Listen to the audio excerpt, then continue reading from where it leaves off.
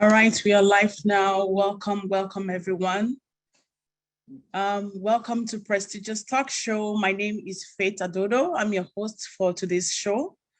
Today with me, we are privileged to have an expert live with us on Prestigious Talk Show.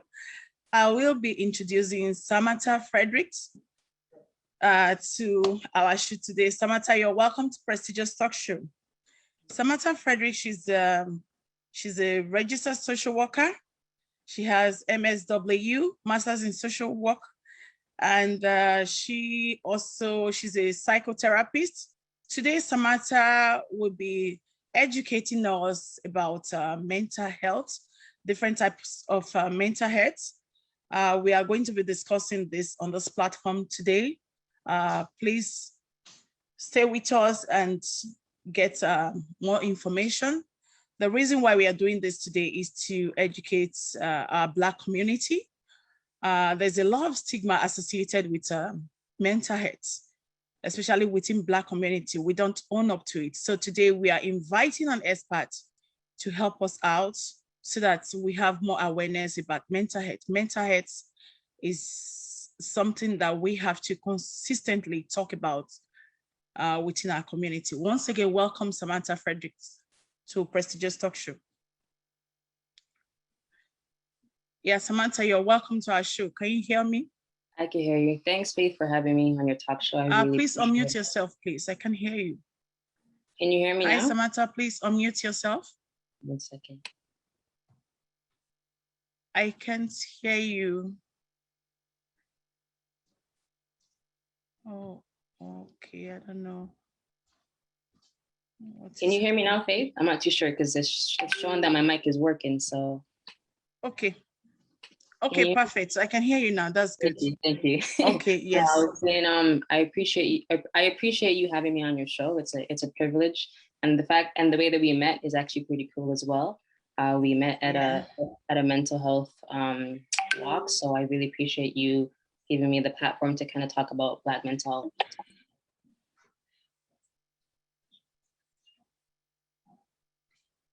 Yes.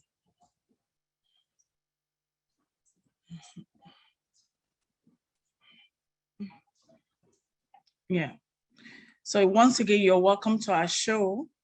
Welcome to Prestigious Talk Show once again. So we have a few questions to ask you today, and we want you to elaborate on it so that people will have a knowledge of what mental health is all about.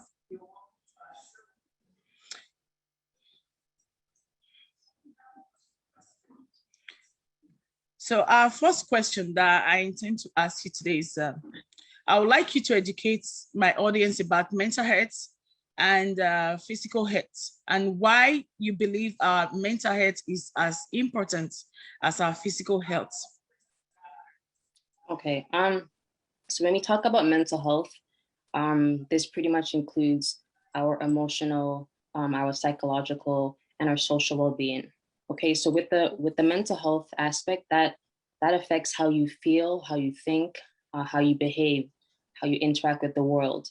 It also helps determine how we handle stress, like different stressors in your life, how you relate to others, and how you make choices in your everyday life.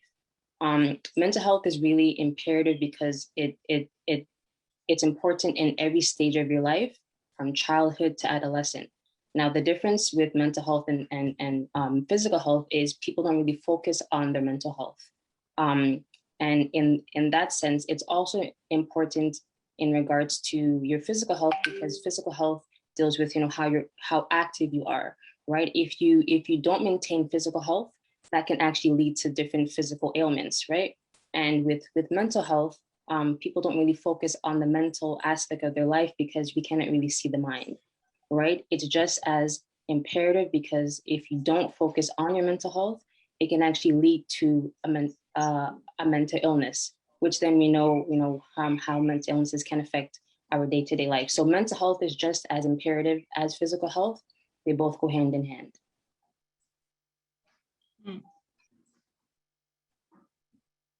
Mm-hmm.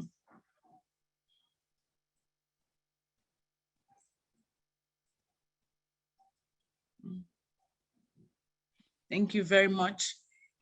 Viewers, you've heard from Samantha. She said mental health is just as important as your physical health. You know, you have to also take care of your mental health just the way you take care of your physical health. Thank you, Samantha, for unpacking that for us. You're welcome. I think I'm having a glitch with the live. I don't know. I don't know if that is happening. Can you guys hear me? We can hear you, Faith. I think there's a glitch here. I don't know. It's glitching.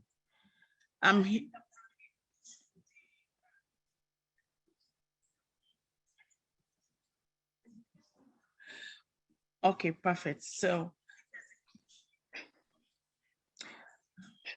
okay, so my second question is, please educate us on different types of mental health, different type of mental illness. Just we want our viewers to know about the different types and the signs, symptoms. Okay. So there's over 200 classified forms of mental illnesses. So I won't touch on all of them. I'll just touch on the more common ones that are more common within the Black community as well. So I'll just talk about how they affect the way people think, feel, and behave, and just some of the signs and symptoms to look for, whether within your own self or just people that you come in contact with. Okay, so I'll talk about anxiety. So with anxiety, it's pretty much a general term for several different types of disorders that cause nervousness, fear, apprehension, and worry. So we all do get anxious. We all get anxious whether we're doing a performance or we're talking in front of people, or we have to do something where it's kind of out of our comfort level. For example, if you are nervous about interacting with different people, or if you're nervous about driving a car, that's okay. But the difference with anxiety is this particular mental illness literally affects your sleep. It affects how you function. It affects how you interact with people as well, right? So under anxiety, there's about 7 or 8 different types of anxiety. You know, there's social anxiety, where people are anxious, in socializing with people.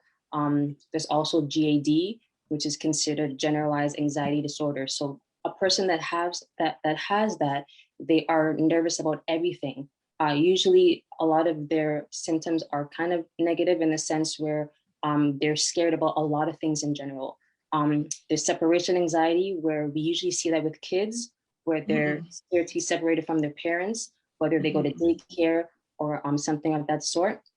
There's also PTSD, which is post-traumatic stress disorder, and usually they will, coincide that with people who have gone to war, right? So anxiety, we all do get anxious, but this particular disorder, which again, there's 7 or 8 of them, it literally affects your function. It impacts how you interact with the world, how you interact with things in general. So that's the difference with that particular one.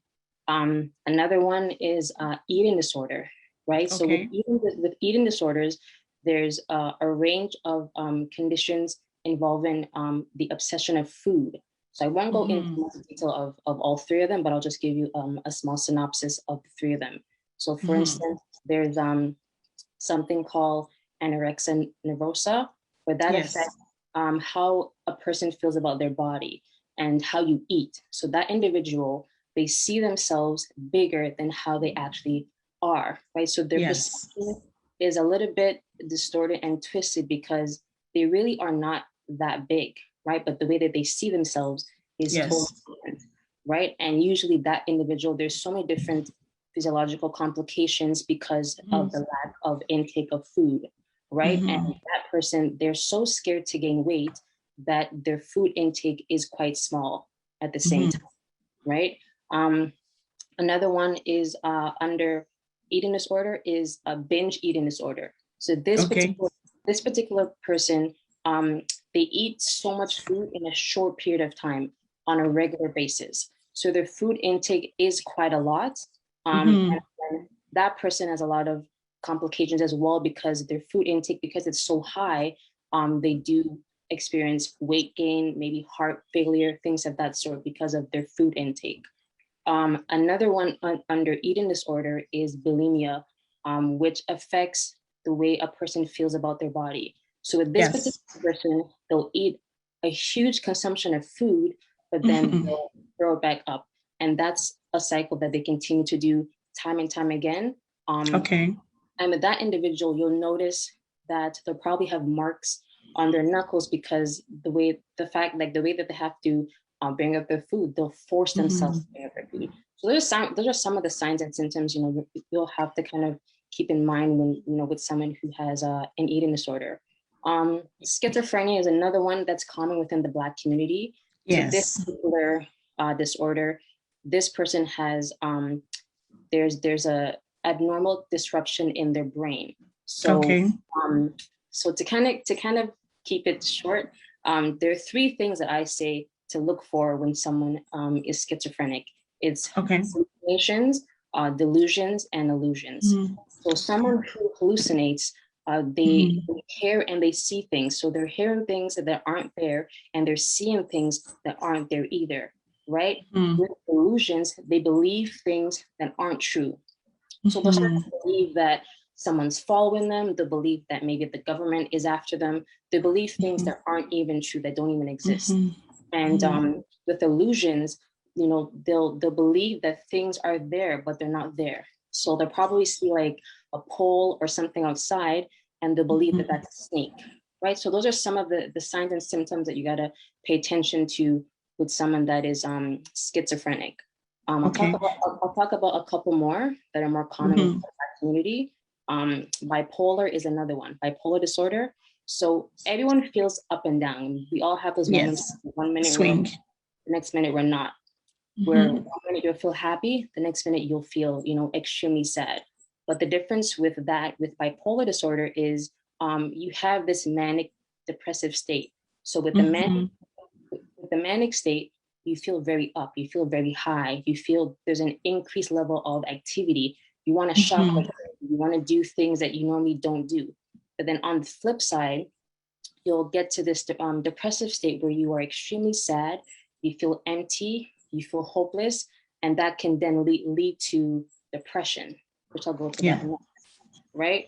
And with depression, that is considered a mood disorder that causes a persistent feeling of sadness and a loss of interest. So some of the most common symptoms with that is just, again, feeling of sadness, feeling empty, feeling hopeless, feeling that a person that suffers from depression has a loss of interest in a lot of things. So hobbies that they used to engage in, they no longer engage in those things because they are in a depressive state.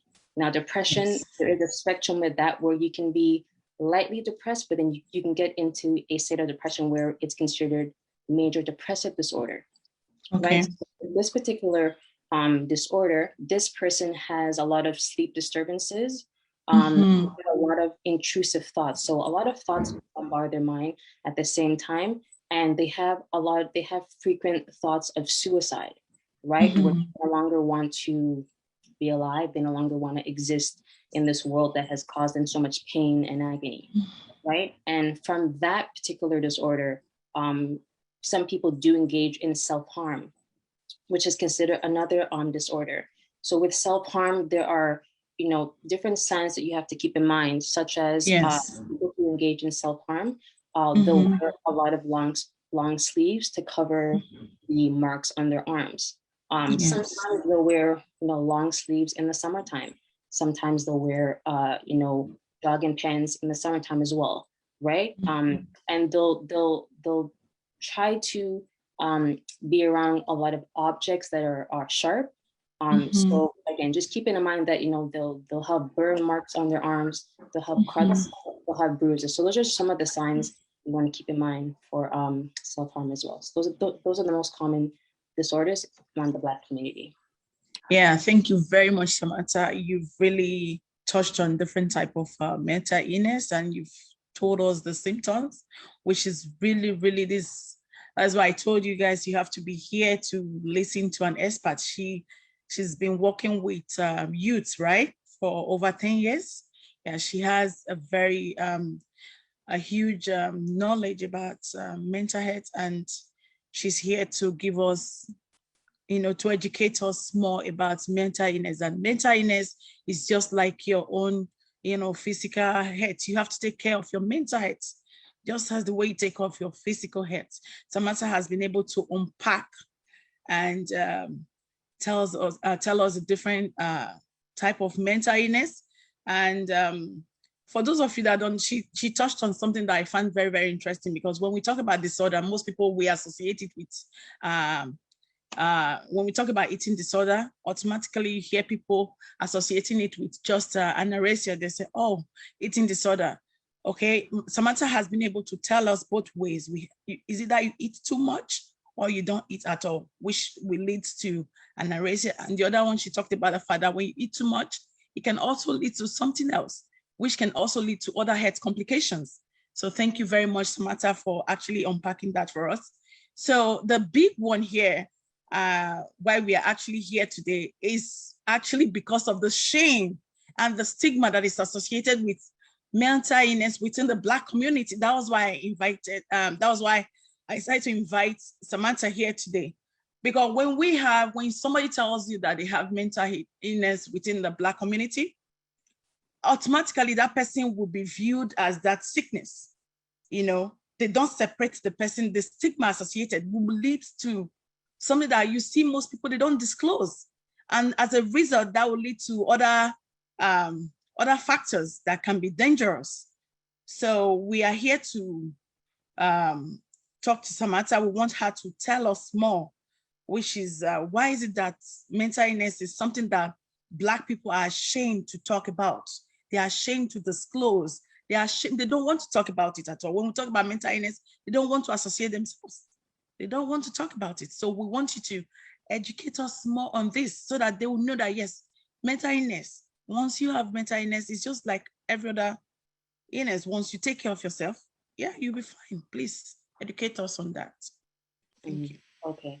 I mean, there's no right or wrong answer for that. There's a plethora of responses for that. But, subjectively speaking, I would say that mental illness it's a very touchy topic. And a lot of the times we don't really discuss those particular things because, one, we're not educated on mental illness. And two, like you stated, there's a lot of shame and guilt that follows that. With mental illness, again, within the Black community, it's something that, if somebody has a mental illness, we call them crazy. We say that, that they're violent, they're dangerous. So if somebody hears those terms regarding something that they have, whether they're cognizant of that or not, why would they want to share that, right? Sure. A lot of the times within the Black community, a lot of things are kept under the rug. We don't really talk about a lot of things. We don't share our feelings. We don't share things that bother us. And even if we do, again, you are told to be quiet. So the stigma that follows that, it's not easy to share something that people who you're close to perceive you as something that's not even of a certain standard, right? So I know with males, males who have a mental illness, it's much more harder for them because men are told to be strong. Men are told to not share how they feel. Men are told to, you are the breadwinner of the family, so you have to keep your emotions, under the table. For women, going back to slavery, because again, there's so many different connections. We're told to be strong women. You were told to be a strong woman, and if you do cry, it's okay. But again, you have to have this strength as a woman, where if you do show emotions, again, there's some sort of weakness attached to that. So with the stigma, people are afraid to share how they feel. And even if they do have a mental illness, they prefer to self-medicate, which is something that's very pervasive in the Black community. Self-medication. We do not like therapy. We do not like focus groups. We do not like any form of help. And I'm not too sure if that's a cultural thing where within the Black community, we feel that we are less of, we feel inept. We feel like, we've lost all strength if we ask for help. And again, we have migrated to North America, but back in everyone's homeland, they were collectivists. We come here and now you have this individualistic mindset where you want to do things on your own, but you weren't doing that on your own before. So again, with the stigma, it has a very negative connotation to it where people do not want to share how they feel, and they won't, and they will end up dying and suffering in silence because of the ignorance or the lack of support and care of people who are supposed to be there for them. Wow, thank you very much. I really love the fact that you talked about, you went to the historical factor. You talked about, went back to history, trace it back to history of slavery, and the fact that you even talked about gender. Gender has a lot to do with it. Men are told not to cry. Men are told not to share.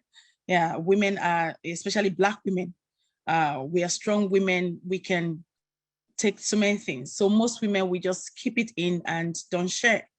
And you've really touched on so many factors that can lead to, that can make it more detrimental if we don't share. And the fact that most Blacks don't believe in participating in focus group, right, or seeing a therapist to help them, or sharing. Yeah, a lot of Black people don't really want to because of the stigma that is associated with mental illness. But based on the fact that they will be laughed at, they'll call them that they are crazy, stuff like that. So it is okay, from what you've just, it's okay to disclose. Yes, it's something that people feel the need not to talk about because of so many things that is associated with it, but it is okay to share with somebody that is that you're more comfortable with, and also seek the help of a professional. Right. Okay. You can seek the help of a professional. Samantha, she's a professional, she's here, and other people seek the help.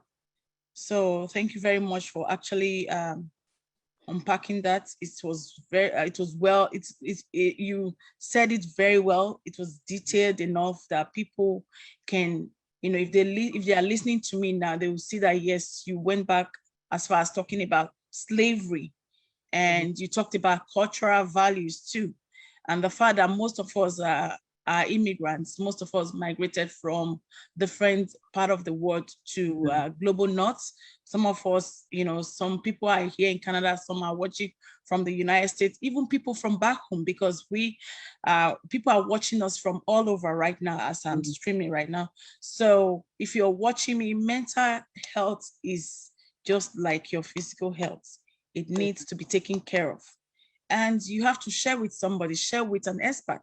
If you are ashamed to share with others, seek the help of an expert, So, and you talked about collectiveness. People that are back home, depending on the country that you're from, we work together, but in a more Western world like Canada, America, Europe, everything is individualized. And that can also be a predisposing factor that can also lead to mental illness. Some people, they've never experienced it before.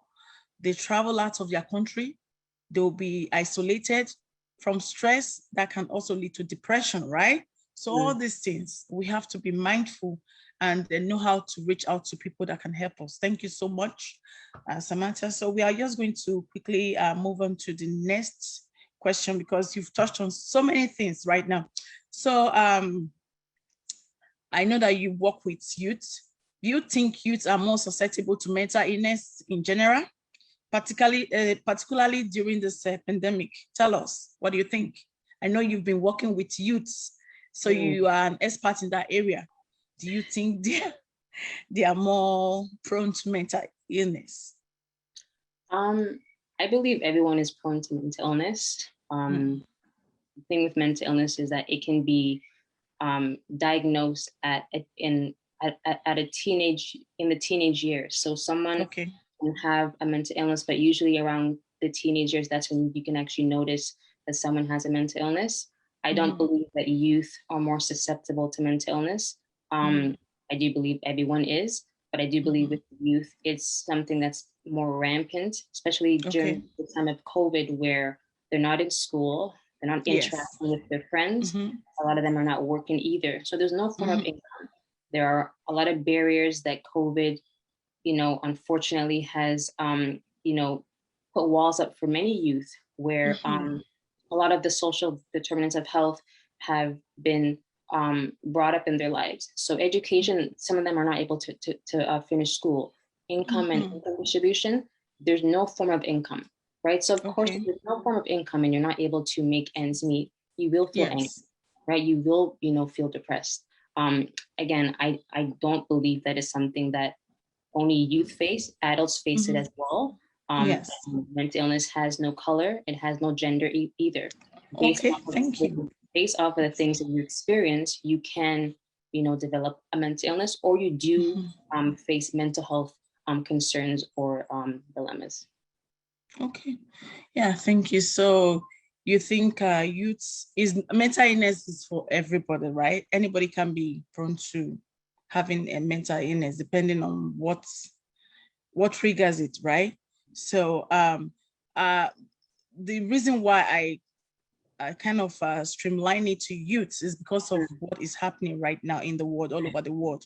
The fact that COVID just happened Mm-hmm. and most youth don't know how to handle this. Mm-hmm. It is, in short, nobody knows how to handle it. But I Mm-hmm. feel the need to talk about youth because we have some youths they don't know what to do anymore. And so many things will be going on in their mind, and that can lead to so many things. And of course, their mental health is something that we have to think about. So what can we do to help all these youths? Some of the youths that are still at home and Mm-hmm. no help, nothing. What do you want to tell us so that they will be aware, or what do you think we can do to help them? The best thing to do is to support them. That's the best thing you can do. Mhm. And support goes a long way. Support doesn't mean that you have to say something. You can be right beside somebody and still support them. You can show them love in so many different ways.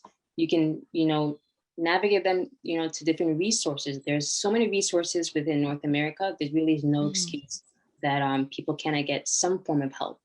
If you Mhm. know of any form of, any professional that can help them, lead them to that, particular professional. Ask the right questions.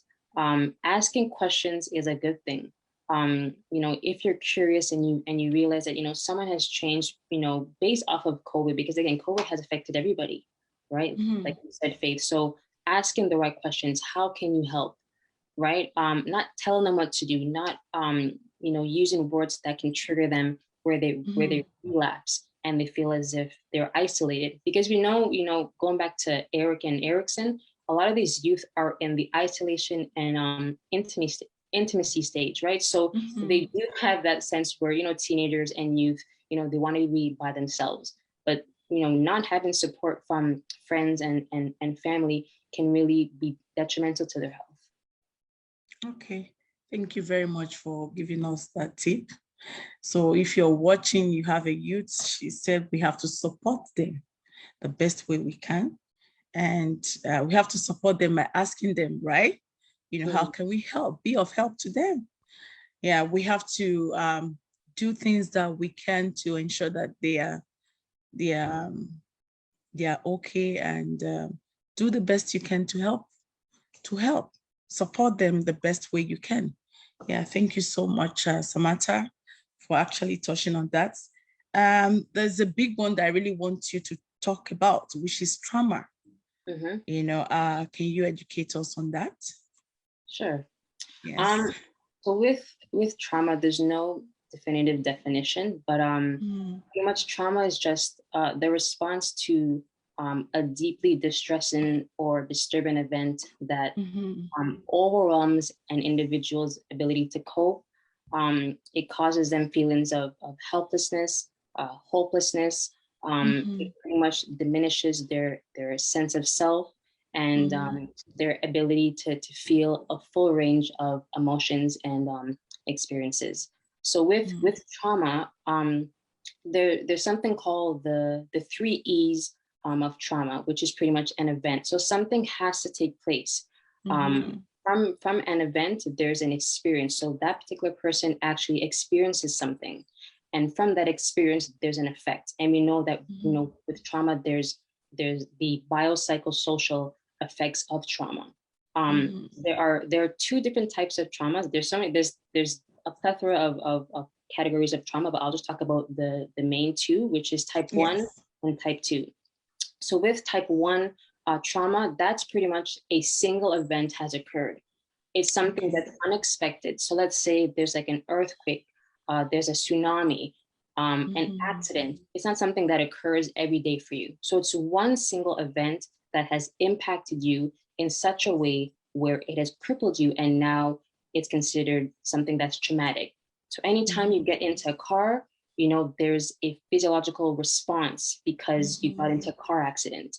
Let's say you got bitten by a dog, right? Anytime you see a dog, there's a response. So that's considered type 1. So type 2 trauma is more of an ongoing type of trauma, something like sexual abuse, verbal abuse. You know, these are something that's ongoing. Bullying, that's ongoing as well. So those are the two different types of trauma. Now with trauma, we all embody trauma. That's the honest truth. We have all been traumatized. I've had people tell me that I've never experienced trauma. We have all experienced trauma.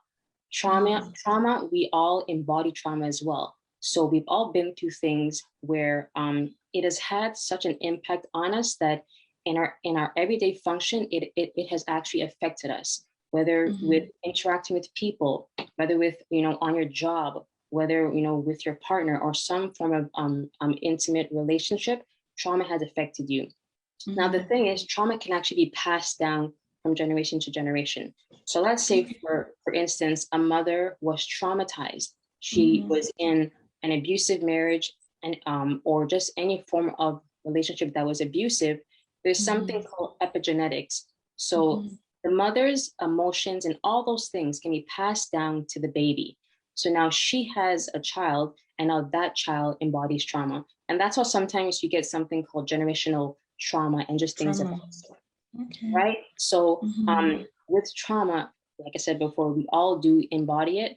It looks different, on terms of, with everyone. But again, with trauma, the thing that's interesting with trauma is that when you do experience something that's traumatizing, sometimes you're not cognizant that you embody that.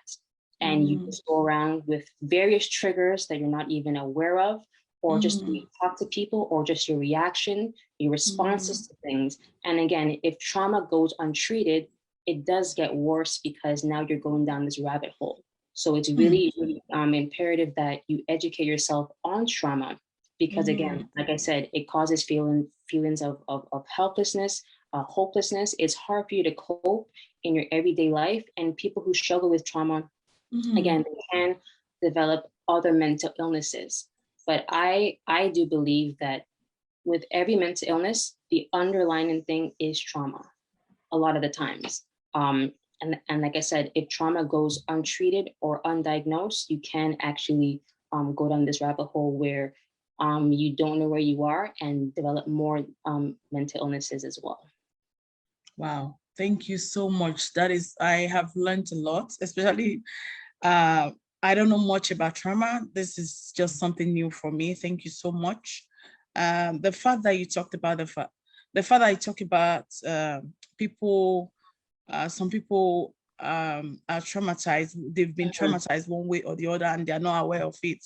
Right. And that can lead to other mental illnesses, which it becomes a chain.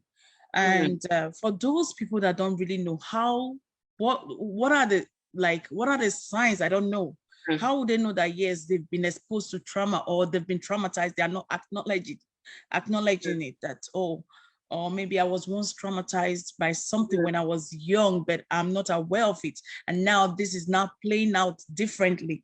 This person is now acting out, like doing something different. How would they know what would be the ways they can know all these things? Do they have to seek the help of a professional? Or I don't know, just I want you to talk more on that, because who knows, a lot of people might be traumatized, must have been exposed to one thing or the other that have trauma, that they've witnessed in their life. They don't know that event has caused something in their life, but they are not aware of it.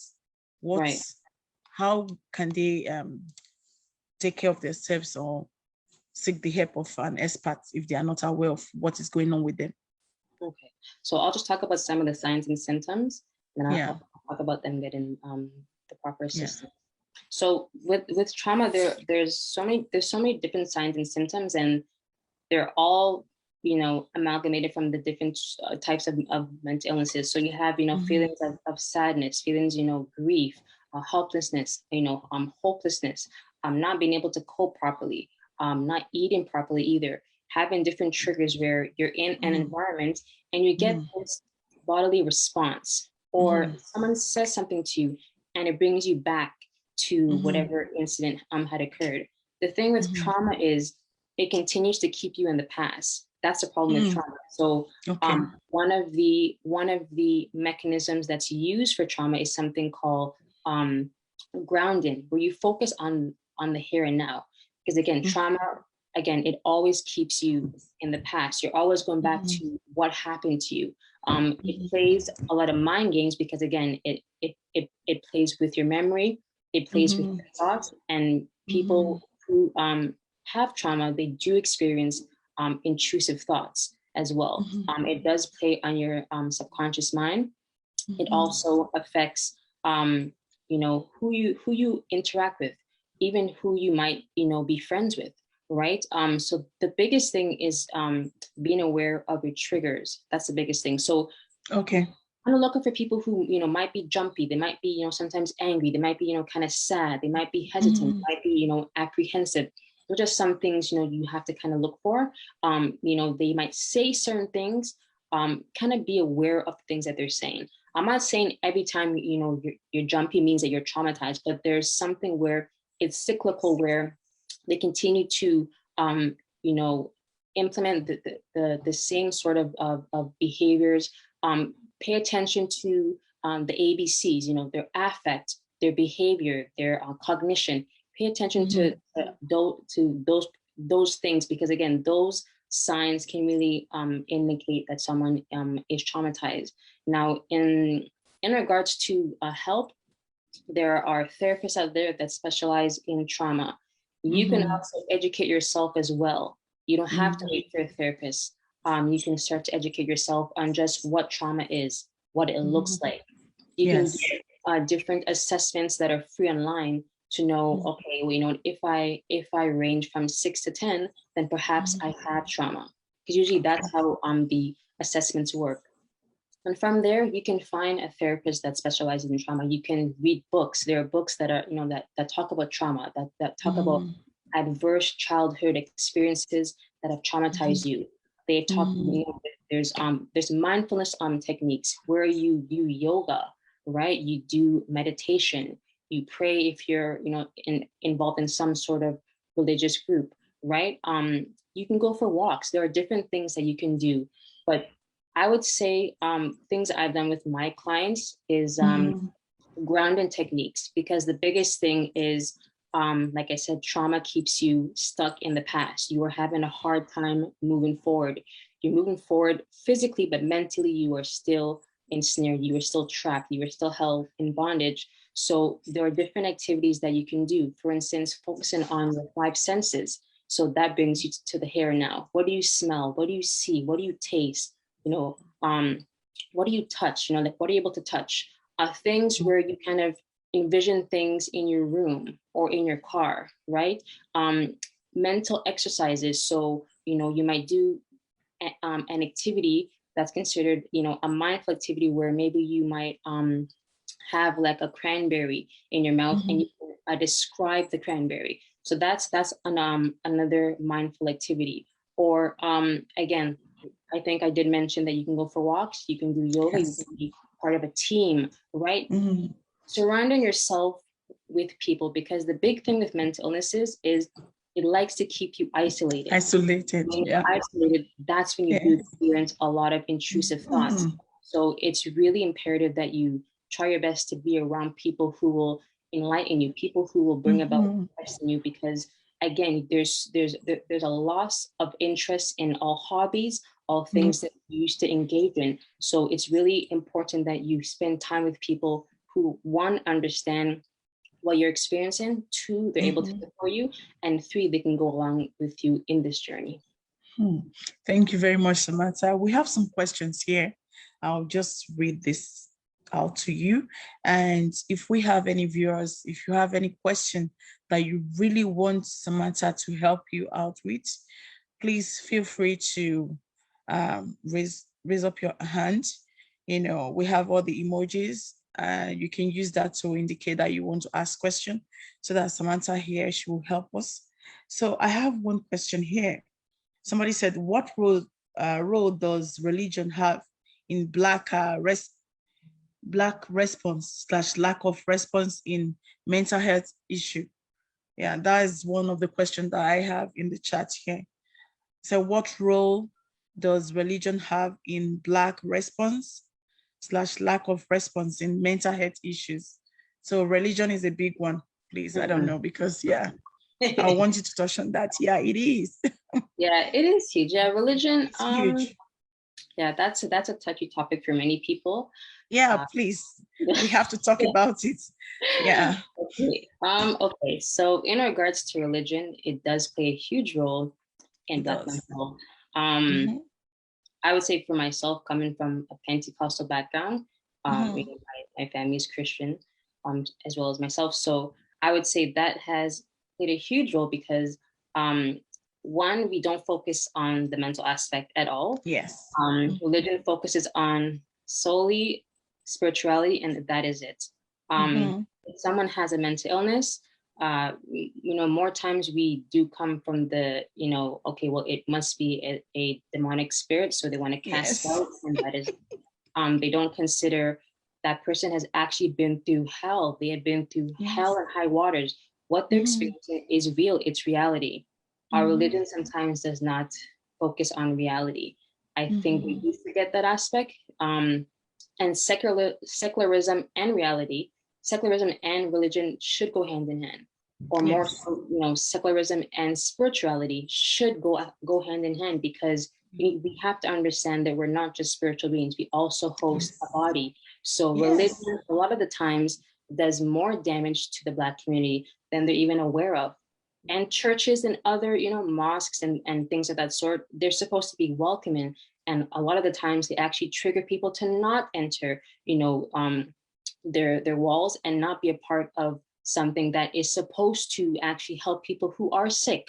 They make people more sick in the sense where religious groups, whether Christian, Buddhist, Islam, they are not educated in mental illness or mental health. They have no idea how they are affecting them by maybe how they preach the word of God, or maybe how they interact with someone. For instance, if a woman, you know, went through such a traumatizing situation and she enters a mosque and people hug her, right? They can actually, you know, re-traumatize her because she went through an abusive marriage or an abusive relationship. So I think the lack of education has really stifled people from, you know, wanting to perhaps be involved in, you know, churches or things of that sort. And again, the problem with a lot of religious groups is they're not trauma informed. They don't even know what trauma is. They don't know how to actually practice trauma, how to be more supportive, how to understand boundaries, how to understand people's languages, how to understand how people don't just communicate verbally, but even through their gestures. All those things are not really considered. But at the same time, there are some religious groups who have educated themselves and who have actually welcomed people who do struggle with mental health. At the same time, they understand them. They do not judge them for what they have. They have focus groups. They have resources as well. But again, with the Black community, because there's such a lack of education and knowledge on, one, what mental health is, two, what trauma is, how it looks within each individual, how even our norms and our values are all amalgamated into trauma. that has done more damage, within the Black community. Thank you very much. And yeah, I think a lot of different type of religious group, if they are watching, wherever you're watching from, Samantha has just told you the impact of religion, why some people, based on their religion, they don't want to seek for help too. And somebody just wrote, Jesus experiences Jesus experiences real life human experiences, which is true. Not just only Jesus, we are human. We have to take care of both sides. We have to take care of the physical aspect of being and also the spiritual. They have to correlate in order for it to work properly. And from what I hear you say, it will be imperative for religious leaders to get themselves educated in terms of what mental health is all about and mental illness, including trauma. And you had mentioned something that I feel is very, very vital here today, which is something that most religious group re-traumatize their followers, Right. with the way they treat them, or because of the fact that they are not even knowledgeable about what mental health or mental illness is all about, or what trauma is all about. So from what you've just said right now, it is very important for religious leaders to also educate themselves on what mental illness is all about, mental health is all about, so that when they put this together, they bring this forward, they have the education, and also they are able to help spiritually. They come together and they correlate, try to use both the educational aspect of it and Right. the spiritual aspect. They come together, help their followers instead of re-traumatizing them, or instead of putting them in a more precarious position whereby they are more susceptible to even double what they have before. So it is very important. If you're watching me right now, wherever you're watching from, and you're a religious leader, Samantha has just highlighted something that I feel is very important for you to learn from. Somebody asked the question, said, what about religion, the roles that religion plays in terms of mental health? And she was able to answer this question very well. Thank you very much. So I'm just quickly going to look at other questions here. Okay. We have people that are they are chatting, they are sending messages. Okay.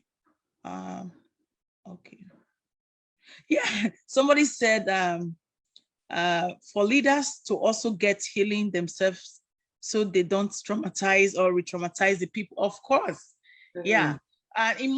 From what just heard right now from you, most leaders, they don't want to own up to the fact that they themselves need help. Okay. They are in denial, I would say. They don't want to own up to the fact that they need help. They might be overwhelmed themselves, by so doing, traumatizing other followers, with their own ways, which is something that, they have to actually educate. Education is the key. When you are educated about something, you are knowledgeable about it, then you have power, So awareness is something that we have to bring forward. We have to bring it to Black community. How can we create awareness? Is by doing what we are doing right now.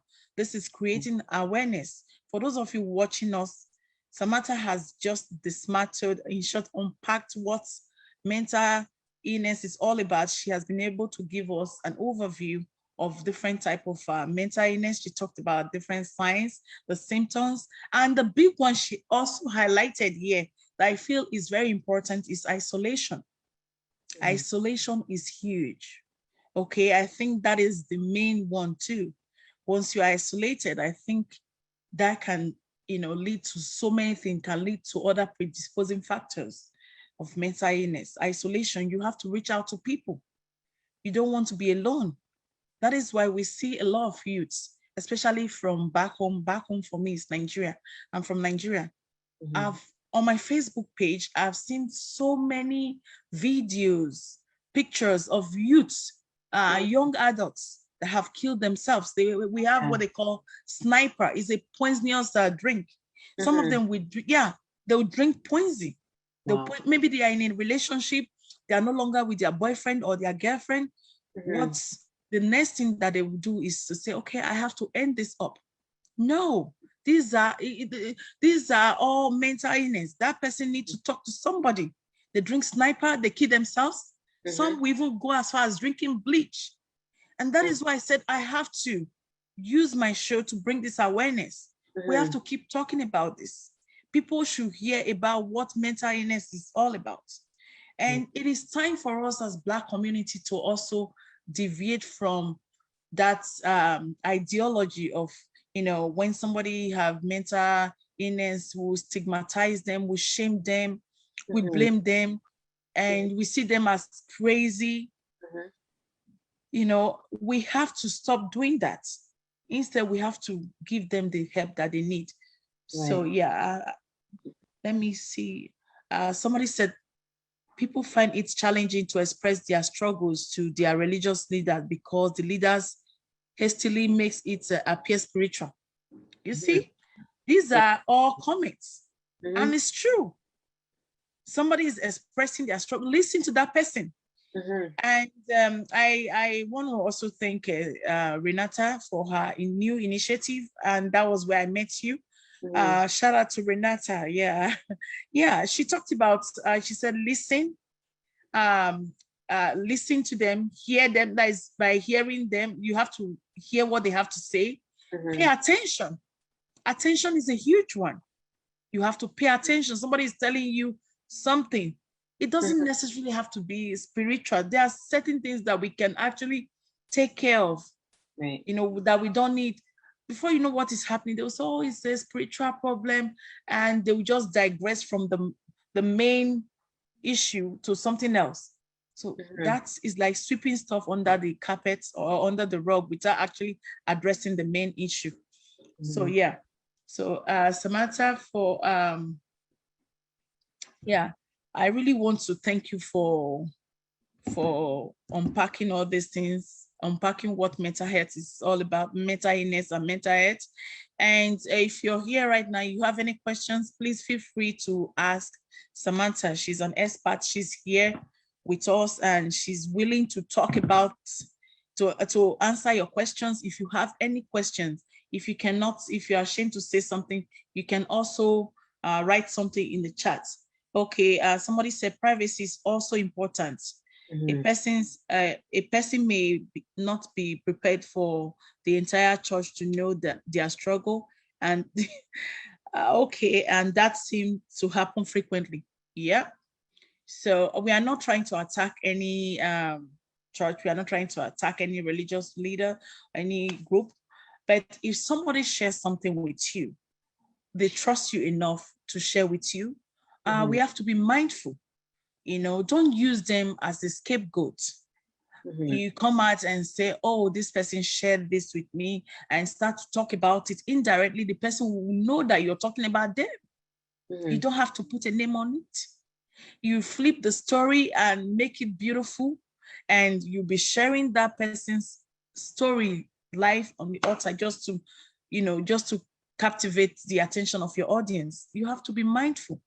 For somebody to disclose to you, which means they trust you enough, they believe that yes, you can help them, or they believe that you can give them the best advice that they feel they are not competent of doing for themselves. So they trust you enough to share with you. So if you're watching, you're a religious leader, you have to be mindful too. Know that there are so many triggers. And Samantha, you mentioned something about hug. A lot of people are quick to giving hugs. So what do you say about that? And you talked about the fact that it can be something that can be traumatizing too. Please, what do you say about that? Giving hug, handshake, or whatever.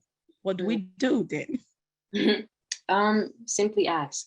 Yeah, you can ask a question, are you okay if I hug you? Or are you okay if we exchange hugs? Are you okay if, I shake your hand? There's nothing wrong with asking somebody that question, because again, you are invading their privacy and you don't know how they are feeling internally. Like I said before, you actually can re-traumatize them and re-trigger them if you hug them in a way that reminds them of something from the past. So asking the right questions is very vital. And also picking up, different cues, picking up, different, their body language, things that they're saying, because sometimes they may not vocalize to you how they're feeling, but, physically you can read their body language. So just being more aware of the senses is very, very imperative for sure. Okay, so non-verbal communication is something that is very important. The body language is something, what are they saying? Is it different from how their body movement is? You have to pay attention of what is happening. Okay, she has just highlighted that non-verbal communication, their non-verbal communication. In short, that is the biggest one. You have to pay close attention. Somebody, for example, you're saying, somebody is talking to you and they are saying they're happy. And from what you're saying, you can see that the body, the countenance is different from what they are saying. What do you say? What do you do about that? So you have to pay close attention. And you can ask, are you sure you are okay? You can, yeah. So thank you so much, Samantha. I can't even thank you enough. I'm so excited that you're here today and what you've done a huge thing. And I'm super proud of you. And the final question, if we don't have any question from the audience, yeah, I have somebody want to say, what is the best way to support someone suffering from bipolar disorder? Yeah, go ahead. Somebody just asked that question.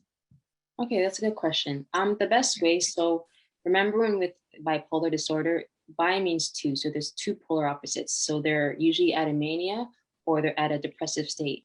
So when they're at that manic state where they're super high, they're super jumpy, they're feeling upbeat, you can actually curve it in a way. So when kids have ADHD, so they say how they're labeled, or they're just super excited, or they're just full of so much joy and energy, you can actually use that to their advantage, where you can do different activities that bring about that from them.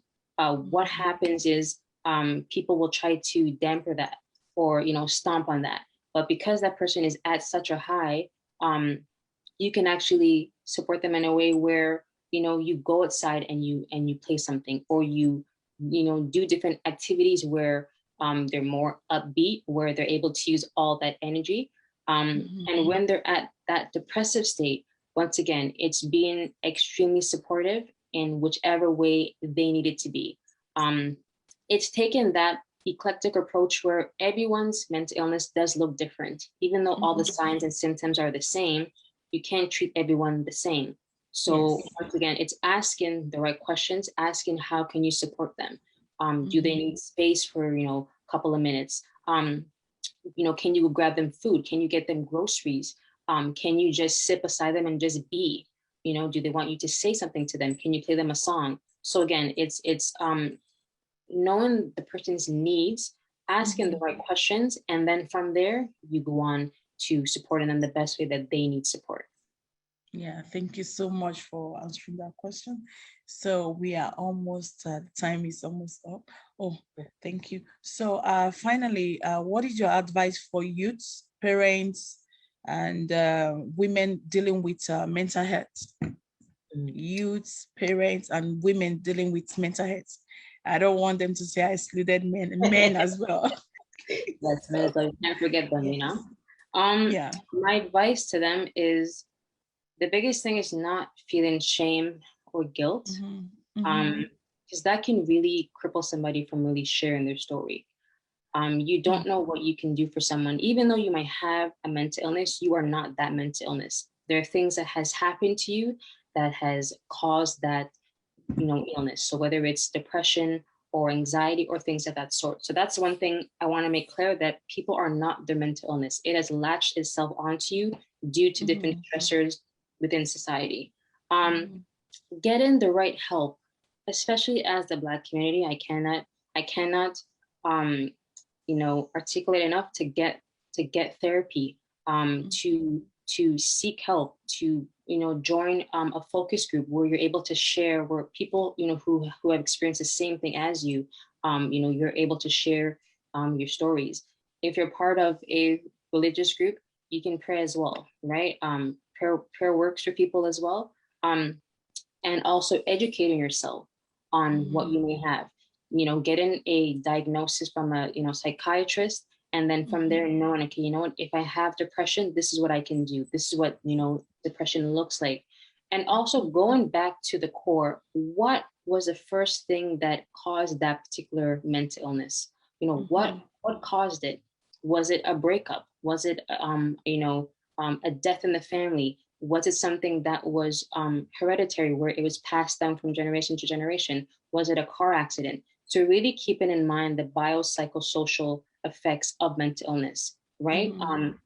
Is it the environment? Is it because, you know, you live in a single parent home where the mother really cannot do, or the father can't do, play both roles? So really educating yourself and again, removing biases, right? That's a big thing as well. And being able to be vulnerable. You know, if you know that you struggle with a mental illness, actually share that you struggle with it. And again, once again, educating yourself, like I said before, and advocating for people who have no voice.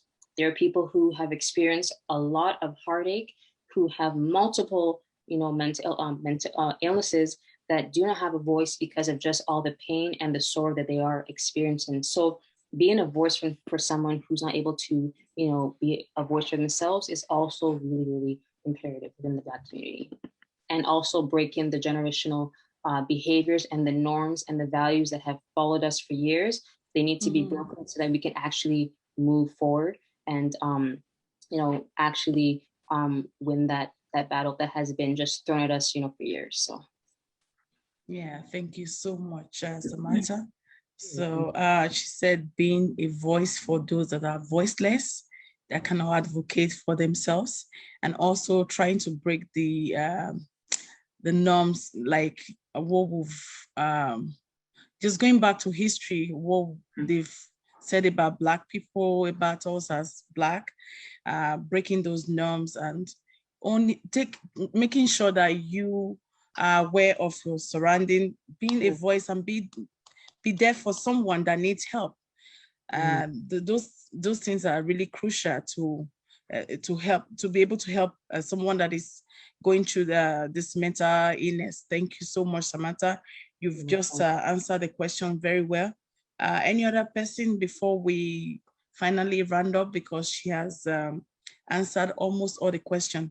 Once again, I want to thank you for educating us today, and we'll be expecting to have you here so that we can talk more about other things. Yeah, thank you so much, Samantha, for coming to Prestigious Talk Show. And I want to thank all my viewers and the people that are here with us right now. Thank you all for joining, and thank you all for those watching from Facebook. Thank you very much. And those watching from wherever you're watching from, thank you so much. Those that are here with us on Zoom, thank you so much for joining us. Do you have a question? I think I see somebody raise up their hand. Okay, if not, I'll just, I want us to leave right now. Thank you so much, Samantha. It was really nice to have you here on Prestigious Talk Show, and we'll be looking forward to have you back. Thank you all once again. Please subscribe to our YouTube channel, Prestigious Talk Show. Follow us on Facebook, Instagram. We are also on Twitter. And we'll see you next time. Thank you so much. And remember, you are not alone. It is just obvious right now that you are not alone. If you're going through whatever issue you're going through, including mental illness, just know that you are not alone. Seek the help that you need. Seek the help. Meet the right people. Talk to the right people. You get help. We don't want it to be you don't want it to be too late. And again, you are not alone. A lot of people are going through so much, especially during this pandemic. So share with somebody that you feel safe with. Just disclose to them. They will be able to help you one way or the other. Thank you all once again. I will see you next time. Thank you. All right. Thank you. Bye. God bless you. Great job, Samantha. Very informative presentation.